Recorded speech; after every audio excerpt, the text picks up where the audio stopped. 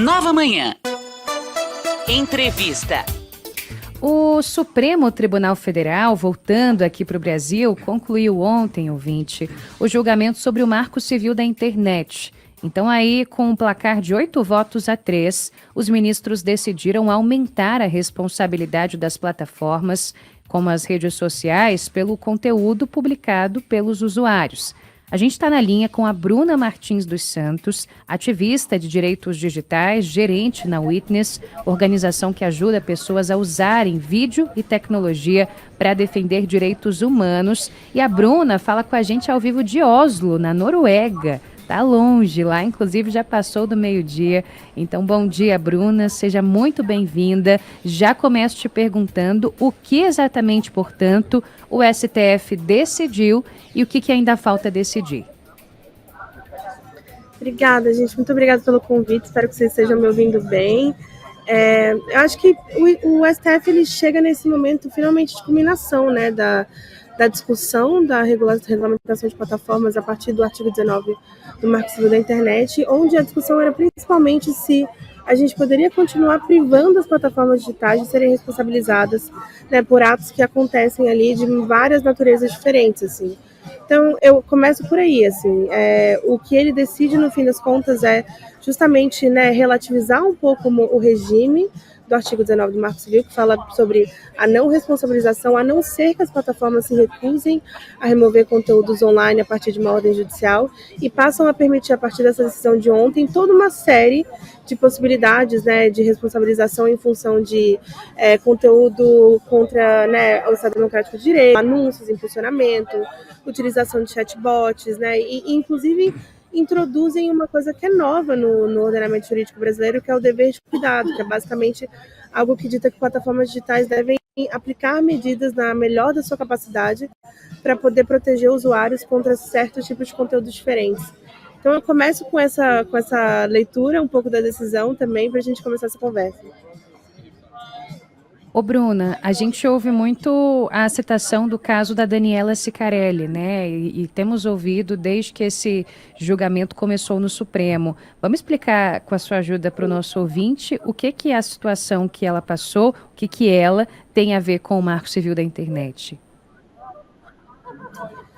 O caso da Daniela Ciccarelli foi um dos casos que na época ali da discussão do Marco Civil, do projeto de lei do Marco Civil, né, foram um dos principais temas, assim, né, em torno disso, que era justamente o cenário de possibilidade onde qualquer indivíduo poderia apenas notificar, mandar um e-mail para as plataformas e pedir a remoção de conteúdos específicos por se sentir ofendido, né, por um conteúdo que estivesse ali postado, seja por um amigo, seja por um outro ator, em plataformas digitais.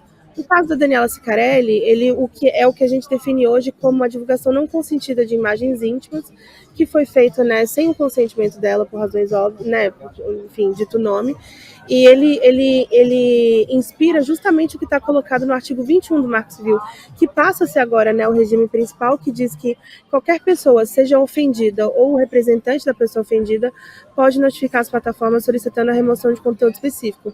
Agora, o que resta de dúvida, essas plataformas vão ter mesmo espaço, né, para responder esses tipos de pedido de remoção de conteúdo, e também se a escala volta a crescer como existia antes, assim. Acho que encerra essa fala só lembrando também que o Marco Civil ele veio justamente para trazer uma espécie de estabilidade, porque a gente chamava naquela época de um faroeste digital, onde qualquer pessoa podia, né, protocolar um pedido para as plataformas para remoção de conteúdo, e essa avaliação, se o conteúdo era legal ou ilegal, ficava no colo das plataformas digitais. Então, assim, claro que a decisão do Supremo não vai nessa linha, mas vale dizer que o modelo que a gente tem no 19, entre o 19 e o artigo 21 do Marco Civil, né, é justamente para estabelecer um dito equilíbrio, né, entre os pedidos de retirada por meio de ordem judicial e os pedidos de retirada por pessoas ofendidas de maneira geral. E o Supremo ele acaba revolucionando um pouco o regime da maneira que ele estava colocado. Joia. A gente lembra a nossa audiência que foi em 2006, em setembro de 2006, esse vídeo que mostrou cenas íntimas da Daniela Ciccarelli com o namorado dela em uma praia espanhola. Foi ali um grande marco dessa discussão toda. Bruna, a gente está com um olho no Congresso, o outro no Supremo, o Brasil inteiro aguardando e vendo e acompanhando essas decisões. Algumas avançam, outras não. e interpretações surgem de todos os lados, essa discussão se mistura com a questão ideológica, política. Quais os riscos dessa decisão do Supremo Tribunal Federal que a gente está noticiando aqui, Bruna? Riscos a gente vai...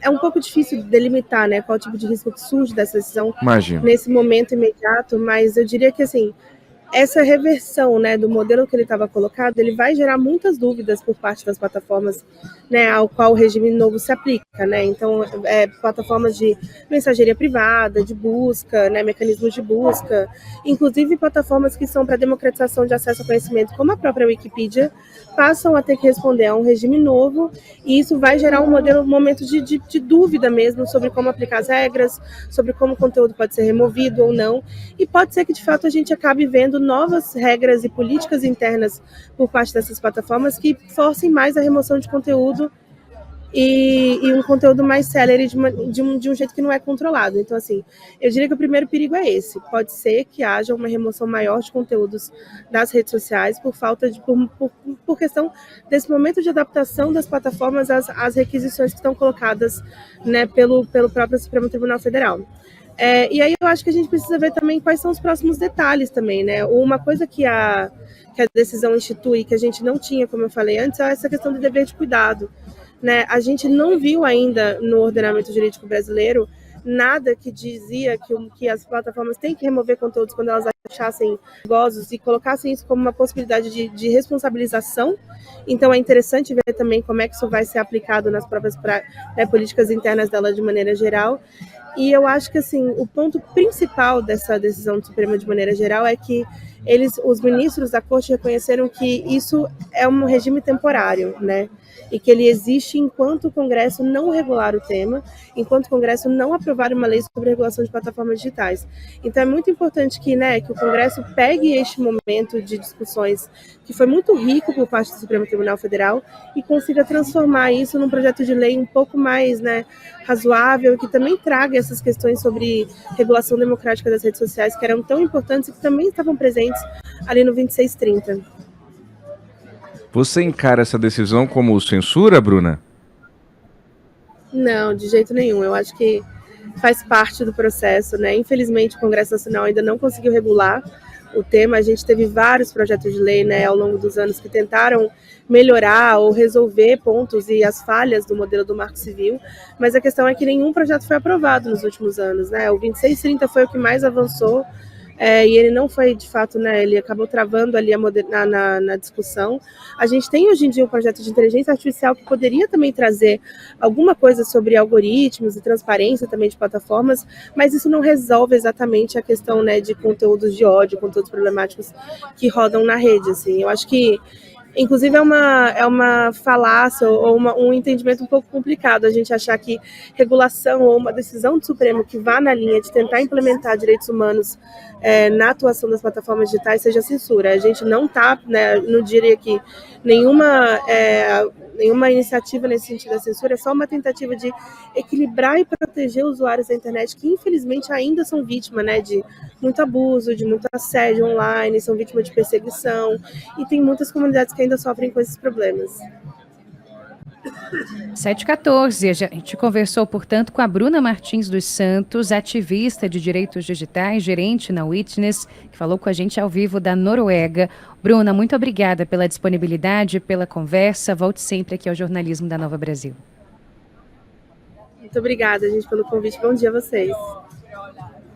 Bom dia, Bruna. 7h15, o nosso jornalismo aqui tem sotaque de Brasil, de vez em quando tem um sotaque gringo também. Até na Noruega a gente tá tão chique, viu, Ariane? Ouvimos a galera na Noruega batendo uns papinhos, viu, ali só? Ao fundo. 7h15, a gente continua girando nessa reportagem, agora de volta aqui ao nosso Brasil.